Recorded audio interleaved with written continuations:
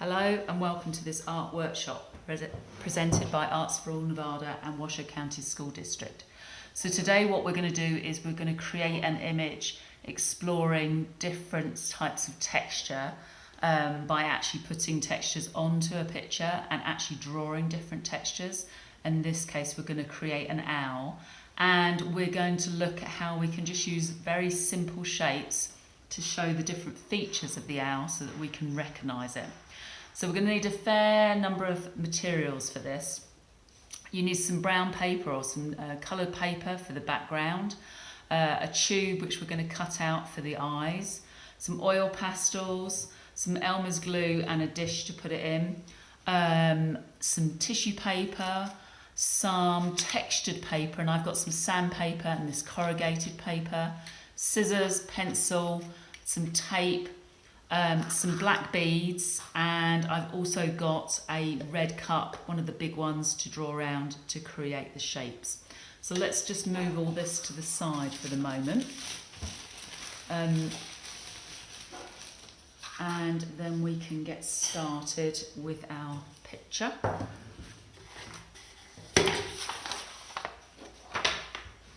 Okay, so the story I've got for you today is called Little Hoot, and this is Little Hoot in the Air, and you can see they're sort of caricatures, cartoons of owls, but look and see how you can tell that they are still owls, even though the artist has done their own style. Once upon a branch there was a fellow named Little Hoot. Little Hoot was a happy little owl. He liked going to school. He liked playing hide and seek with his forest friends. He even liked it fine when Mama Owl said it was practice time. Time to practice pondering, sweetie. Okay, now practice your staring. Staring right, staring left, staring right. But there was one thing Little Hoot did not like. Bedtime. Because when you're an owl, you have to stay up late, late, late. That's just the way it is. All my other friends get to go to bed so much earlier than me. Why do I always have to stay up and play? It's not fair.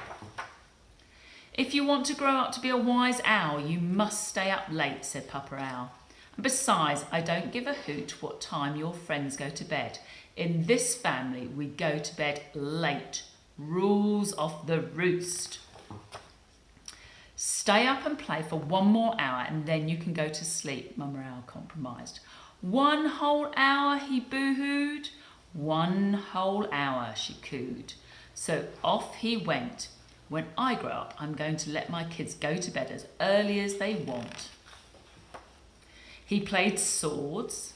He played on the jungle gym. He built a fort. He jumped in the leaves. He jumped on the bed. Can I stop playing now? Pleaded Little Hoot. 10 more minutes of playing, mister, and please don't ask me again. All right, the young owl scowled.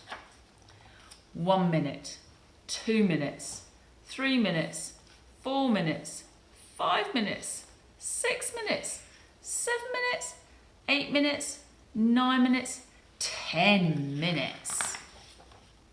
There, I played for 1 whole hour. Now can I go to bed?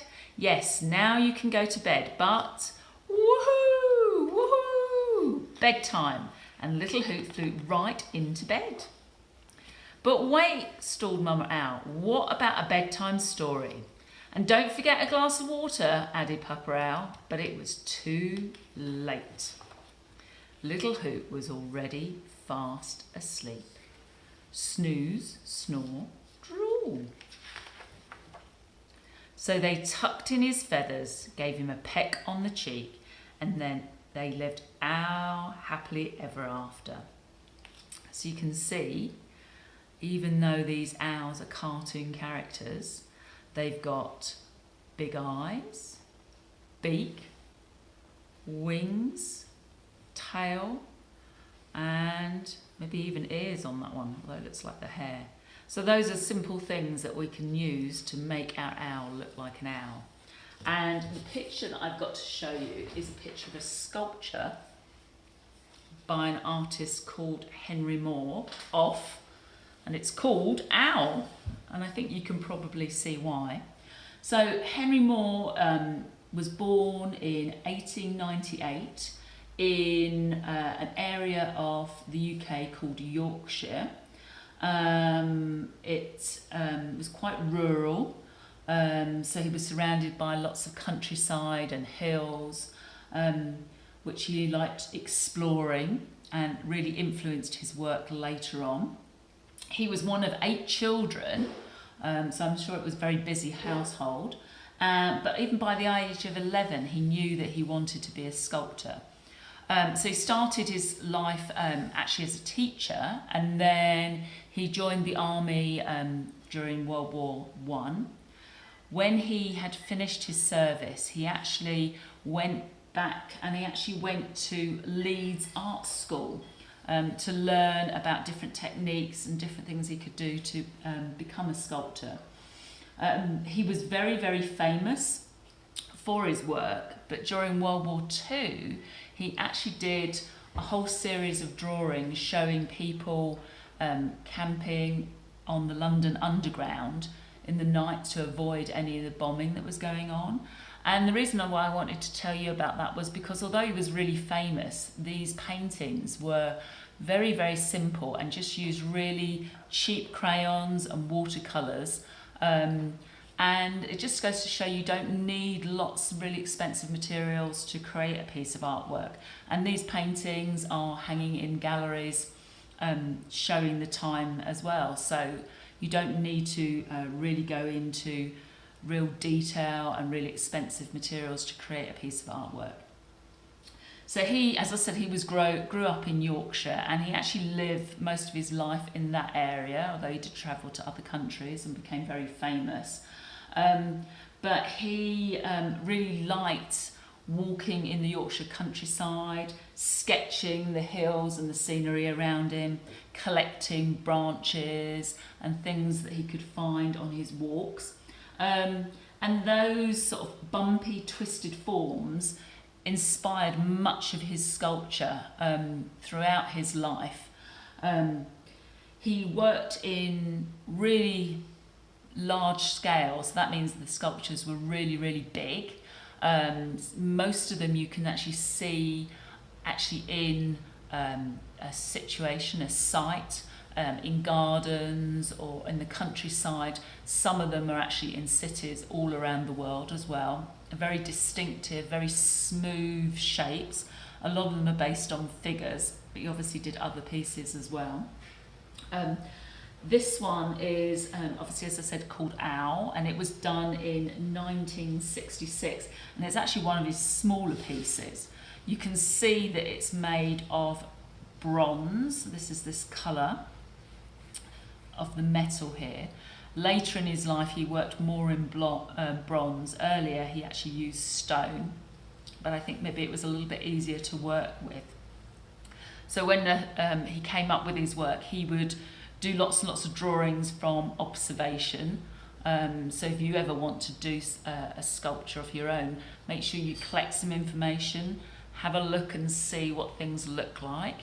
And then from there he would make small models, sometimes in plaster, of what he wanted to make. And then he would create, when he was happy with his shapes, he would create a finished sculpture. And you can see this is an owl. I think we can probably tell it's an owl, even though there was not a lot of detail into it.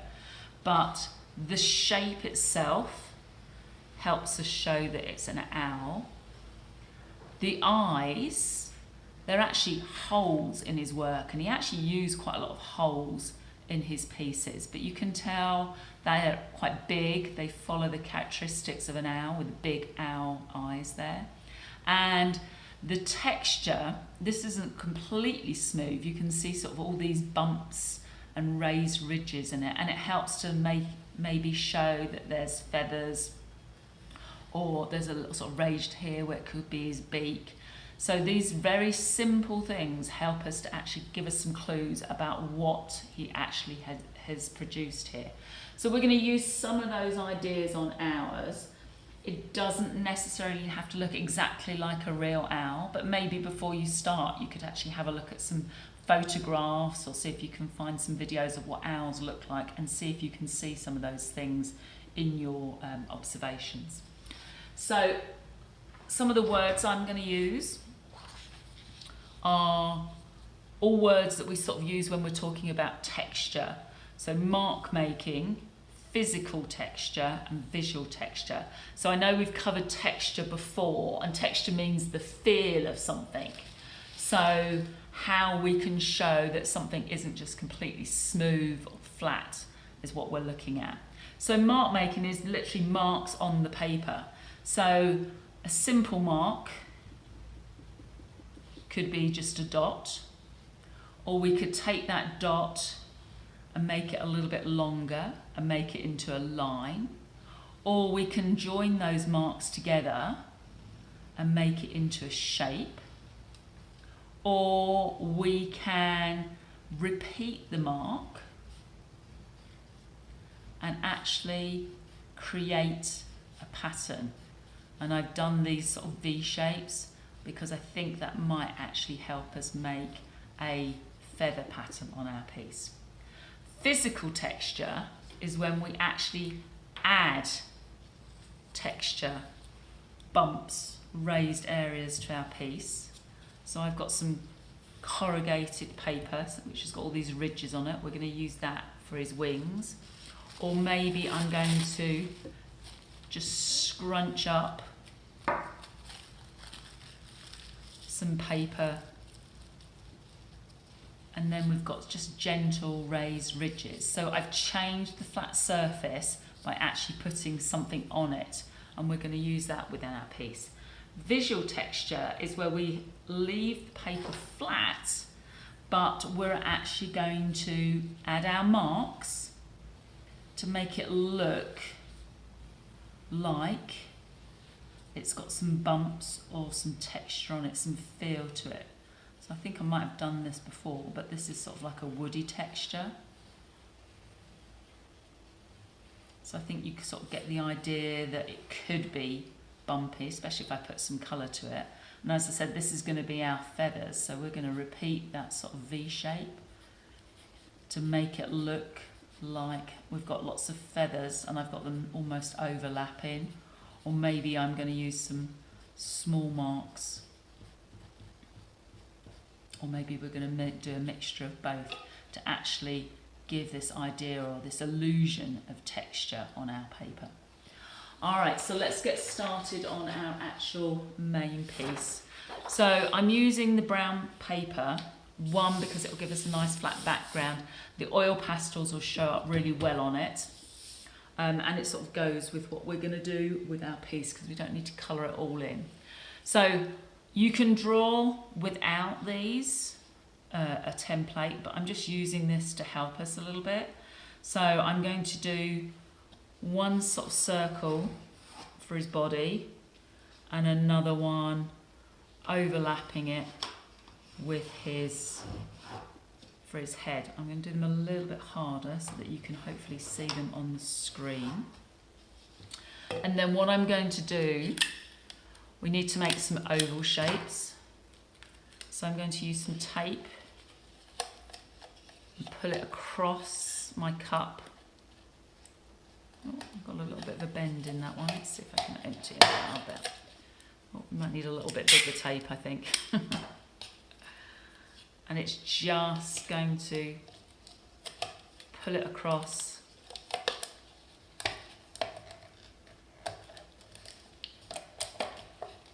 and collapse on itself. There we go. All right. Mine's got a funny shape in it, but I think it'll be okay. And then this is going to be our wings. Oh, I actually quite like that shape. And these are just the features that we've talked about on our piece here. We've got our head, our body, the wings. I'm going to add on some ears. And this is an outline just to help us, and then we're actually going to put our feet on the bottom here. I'm just going to do some simple shapes just to get them in place. Then I'm going to start with adding our physical texture to our piece. So I've got this corrugated card. I'm going to draw around my wing shapes, and then I'm just going to cut them out. Remember, what you can do is you can cut them out roughly first, and then cut them out on the line.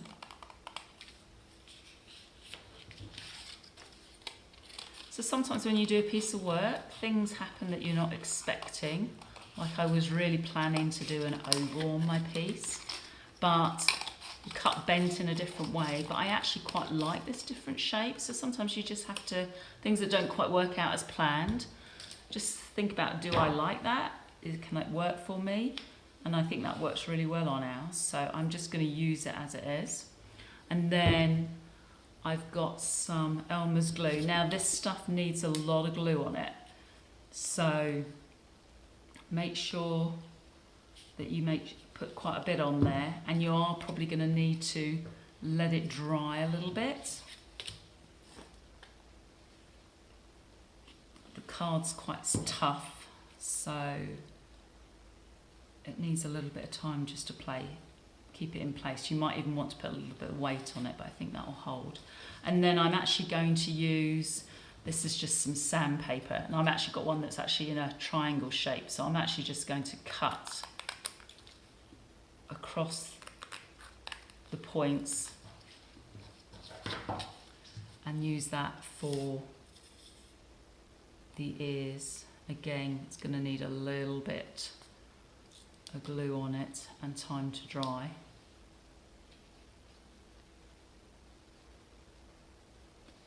And then I'm actually going to use the inside of this, and I'm going to cut some shape for the feet. Now you can decide what you're going to do. Don't have to be the same as mine. I'll try and do it on here so that you can see it, otherwise it's going to be red on red.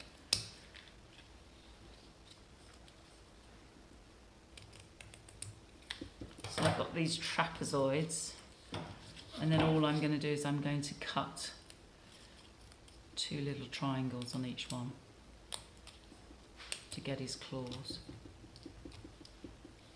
and then glue them in place.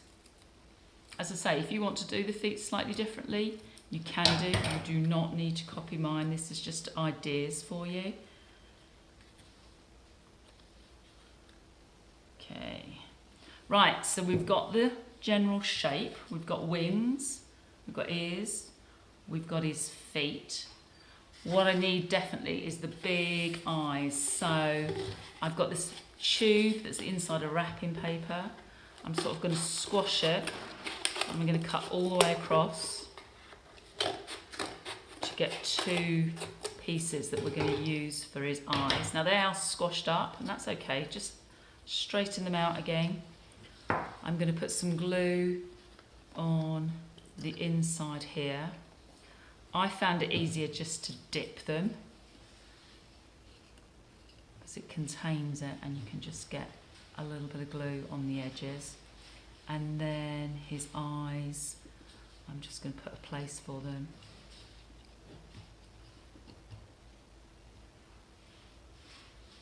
Get them so that you're happy in the middle of his face. And then because I want them to be white and show up a little bit, I've just got some tissue paper. I'm just going to scrunch it up. If there's enough glue in there, you can just put them straight in, or you can put a little bit in and then just place it in. Don't need it to be flat, you just need it to be filling up that space to it. Makes it look completely white. Now, if you want to, you can use some of your scrap card to cut some more circles to put inside your eyes. Again, you could maybe use different colour. I'm just using what I've got here. Or if you've got different textured paper, you can use that. And then I use the little black beads, one on each, just on the inside there. So this is all physical texture. This is all the texture that we're actually adding to our piece. Once we've done all that, we're actually going to work on the visual texture, the stuff that we're actually going to draw onto our piece. So I want to make it look like he's got a fluffy tummy. So I'm just going to use some of our V-shape feather marks, and I'm going to use them in different colours all over there. Maybe I'm actually going to add in some lines with it to make him look really fluffy on his tummy. You can decide what colours you're going to use. I'm sort of keeping to quite natural colours, but maybe you want to use some different things on yours. You can decide what you're going to do. Fill the whole way up. Don't worry if you see these pencil marks. I did mine a little bit darker so they really do show up. Maybe we're going to go for slightly different marks at the top to make him look like his feathers are nice and long. Maybe I'm going to add, oh, I lost my black there. Maybe we're going to add in, or maybe we're going to put some feathers around his eyes. If you've had a look at some pictures of some owls, you might have some ideas of different things you can use. We definitely need to do some sort of beak. You decide how big you're going to make it and where you're going to put it. So you can basically see we've got, just like Henry Moore, we've got the basic shape, we've got the different textures, we've got the big eyes. So we can probably identify that it is actually an owl that we are doing. At the moment, we don't actually know where he is. So what I'm actually going to do is use the oil pastels to actually give some more idea about where this owl is. And we're also going to think about adding some more texture. So I'm going to draw, just like the example I showed you, some lines, some marks. I'm going to make some marks to make it look like he's sitting on a branch, and it's made of wood and it's got a big bark to it, real bumpy bark, so that the texture really shows up. So I'm using my browns and my blacks to add that texture. And then I'm also actually going to add some leaves. So I'm just using really simple shapes, filling them up. And the nice thing about the oil pastels, you don't have to make it really, really solid. I quite like the brown coming through. So it actually gives the leaves a little bit of texture as well. I've just got the real simple shapes. I'm actually going to put one down the bottom there. Maybe you want to actually add in some lines to show the veins of the leaf so they don't look too flat. Again, that's adding more texture. Or maybe if you've got a different green, you can always add in a lighter green there. And then all I'm going to do from there is get the blue and very, very quickly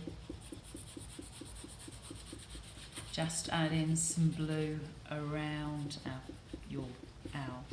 Now I'm doing blue because it's my actual owl is like Little Hoot, is up in the daytime.